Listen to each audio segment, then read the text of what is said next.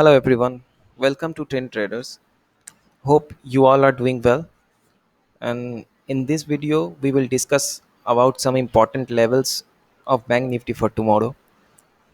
And I have come to my 15 minutes chart, जहां मुझे दिखता है अगर मैं 15 मिनट्स के टाइम फ्रेम पे आता हूं, बैंक निफ्टी को देखता हूं, then we can see here कि बैंक निफ्टी एक स्पेशल एक क्रूशियल जोन में फंसा हुआ है। ये ये जोन ये जोन हो गया, ये हो गया। इस जो तोड़ना है बैंक निफ्टी को आइदर साइड, अदरवाइज ये वोलेटाइल रहेगा। तो बैंक निफ्टी अगर इस अपर जोन को तोड़ता है, एक मिनट में इसको हटा देता हूँ। अगर बैंक निफ्टी इस अपर जोन को तोड़ता है, इस जोन को, then we can think of 34,300 level. कौन सा लेवल होगा वो मैं यहाँ पे ड्रॉ कर 34,300 लेवल एंड देन 34,500 34,500 और 700 34,700। ओके, तो but chances are very high कि बैंक निफ्टी दोबारा इस एक minute just a minute chances are very high कि बैंक निफ्टी दोबारा इस ट्रेंड लाइन को सपोर्ट ले। ये ट्रेंड लाइन कौन सा है, लेट मी शो यू। ये एक स्ट्रॉन्ग रेजिस्टेंस है बैंक निफ्टी के लिए।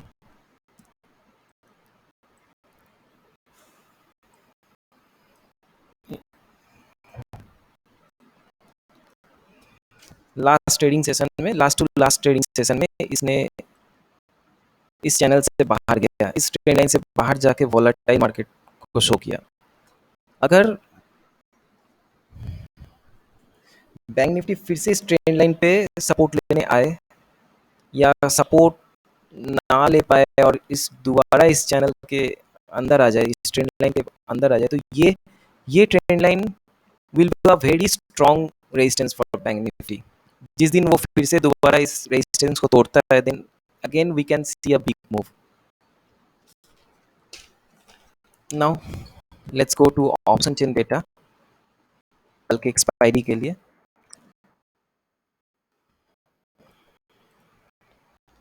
Just hold down. Here, what can we see here?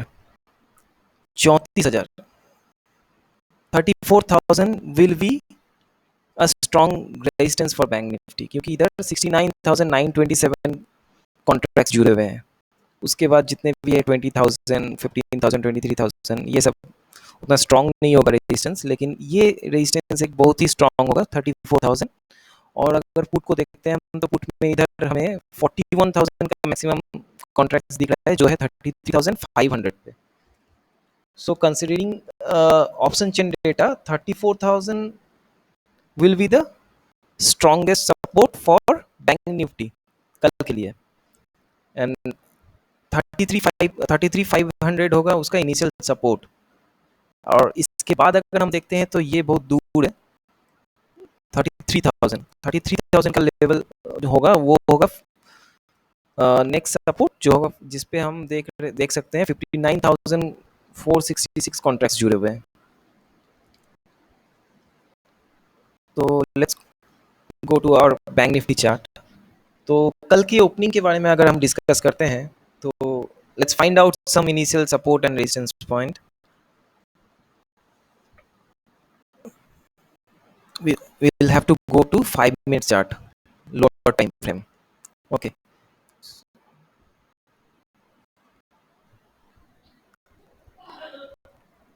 अगर हम सोचते हैं कल फ्लैट ओपनिंग हो, अगर कल फ्लैट ओपनिंग हो जाए किसी भी तरह, अगर फ्लैट ओपनिंग हो मार्केट में, तो मार्केट 33,000 इस लेवल को 33,500 को सपोर्ट ले सकता है। हमें इन पॉइंट्स को क्लोजली वॉच करना है। अगर मार्केट इधर से ओपन होके इस पे सपोर्ट ले, अगर इसको ब्रेक ना कर पाए, सपोर्ट ले,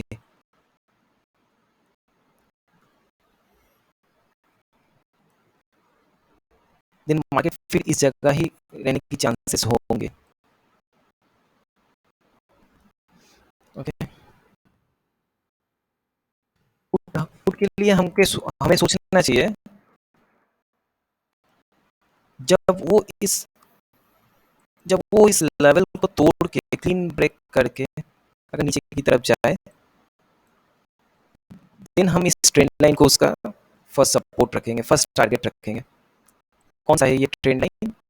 this will be the trend line, ये जो स्ट्रॉन्ग पॉइंट है। सॉरी,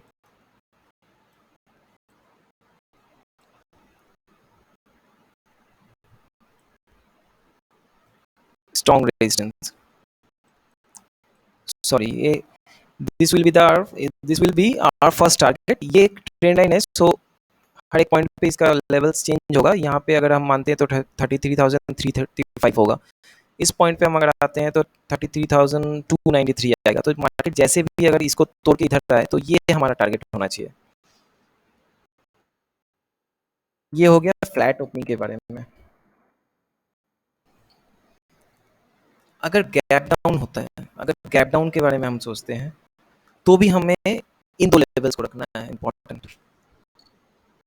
गैप डाउन में अगर मान लेते हैं हम इस पॉइंट पे गैप डाउन होता है, तो भी इसको सपोर्ट ले सकता है। तो हम थोड़ा प्राइस एक्शन को फॉलो करके प्लस थोड़ा मार्केट को वेट करके वॉलेटिलिटी देख के फिर हम ट्रेड करेंगे। और अगर मेरा प्रेफरेंस तो होता है, अगर हम ऑप्शन बायर है तो मुझे ऑप्शन के एक्सपायरी के दिन पे ट्रेड नहीं करना होता है। मैं बेसिकली नहीं करता हूँ।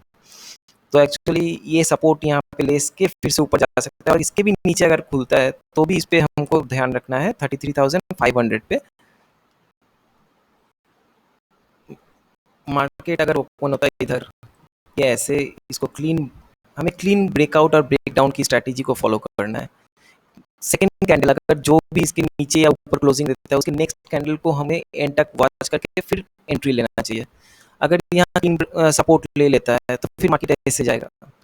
अगर सपोर्ट नहीं ले पाता है, इसको ब्रेक कर जाता है, देन हम इस टारगेट के लिए फिर से दोबारा बैठ सकते हैं। Same strategy for flat opening. अगर मार्केट यहाँ होता है तो भी हमको इस इनिशियल, अगर डाउनवर्ड डायरेक्शन में मार्केट जाता है, देन हमको इस ट्रेंड लाइन को सपोर्ट रखना है, फर्स्ट सपोर्ट के तौर पे रखना है। Target will be this point, and ये पॉइंट टूटने के बाद फिर हम मार्केट के डे लो, अगर प्रीवियस डे लो को अपना टारगेट मान सकते हैं, ले सकते हैं।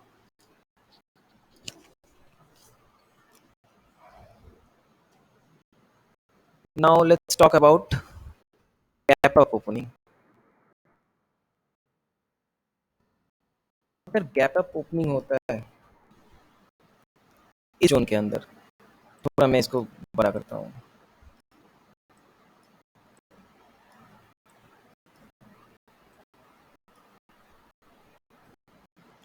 अगर गैप अप अगर गैप अप ओपनिंग होता है कहीं यहाँ,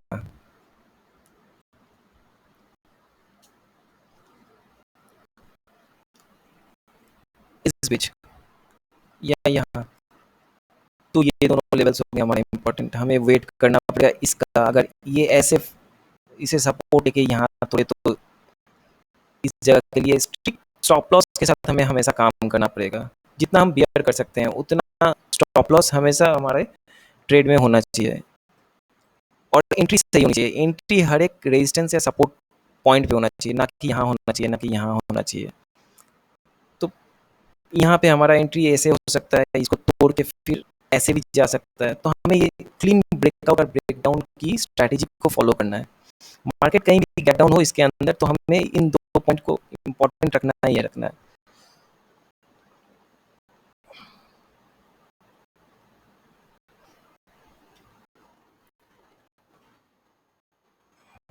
और एक और सिचुएशन है, अगर गैप डाउन होता है, गैप अप होता है इस जो के बाहर, जिसकी पॉसिबिलिटीज आर वेरी लेस, लेकिन लेट्स डिस्कस। तो अगर हम देखते हैं कि अगर मार्केट इस पॉइंट पे कहीं पे ओपन होता है, तो भी हमारे पास दो इंपॉर्टेंट लेवल्स होंगे। एक हो जाएगा 34,300 का लेवल, क्यों, मैं दिखा देता हूँ उसको। ये हो गया, इनको ब्रेक करना है तो मार्केट ऊपर ऊपर जाएगा। तो हम 33,000 34,300 इंपॉर्टेंट रेजिस्टेंस के लिए लेंगे अगर गैप अप ओपनिंग इस पॉइंट इस जोन से बाहर, लेकिन 34,300 के अंदर अगर होता है, देन हम अकॉर्डिंगली ट्रेड लेंगे। अगर मार्केट अगेन इसको रेजिस्टेंस लेता है, डाउन जाता है, ये स्मॉल स्मॉल मूव्स के लिए हमें ट्रेड नहीं लेना चाहिए। We should wait for clear direction. अगर हम दिखे कोई क्लियर अप मूव या डाउन मूव, देन ही वी शुड इनिशिएट ट्रेड्स। और अगर किसी को ट्रेड लेना ही है तो विथ स्ट्रिक्ट स्टॉप लॉस जितना आप बियर कर सकते हो। अगर 10 पॉइंट्स, 20 पॉइंट्स, 30 पॉइंट्स, 50 पॉइंट्स, जितना आप खो सकते हो, आप नेक्स्ट डे ट्रेड करने के लायक रहोगे, या 1 महीने या 2 महीने, उस हिसाब से पर डे की एक एसएल आपको डिफाइन कर लेना पड़ेगा अपने। और सिर्फ एक ही सेटअप पे आपको स्टिक रहना है। अगर सिर्फ एक ही सेटअप पे आप स्टिक रहते हो, तो अगर आपका एसएल 2 दिन 3 दिन अगर हिट करता भी है, तो आउट ऑफ 22 ट्रेडिंग सेशंस आपको अगर 5-6 5-6 7 भी ट्रेड्स अगर एसएल हिट होता है, तो बाकी जो ट्रेड्स आपका सक्सेसफुल होगा उन पे आपको टारगेट बड़े टारगेट्स रखना है, लेकिन आपको सेटअप एक ही रखना है। अगर आप सपोर्ट रेजिस्टेंस पे काम करते हो, प्राइस एक्शन पे काम करते हो, तो इसी पे आपको बिलीव करना है। मार्केट ये काम हो ना हो, ये एनालिसिस सही हो ना हो, अगर नहीं होता है, मेरे एनालिसिस के बाहर काम होता है, तो मैं ट्रेड ही नहीं लूँगा। मैं सिर्फ मार्केट को वॉच करूँगा। अदरवाइज अगर मैं कॉन्फिडेंट नहीं हूँगा तो नहीं रहूँगा, तो मैं कोई भी तरह का ट्रेड नहीं लूँगा। Thank you friends. I think I believe कि आपको you like this video, and my main motive is to motivate everyone. आप खुद से एनालिसिस कीजिए, आप खुद स्टडी कीजिए, लर्निंग कीजिए, फिर अर्निंग के बारे में सोचिए। Otherwise daily earning, daily profit करना है, डेली मुझे इतना इनकम करना है, इस तरह के मोटिव लेके, इस तरफ की टेंडेंसी लेके आप स्टॉक मार्केट में ज़्यादा दिन सर्वाइव नहीं कर पाओगे।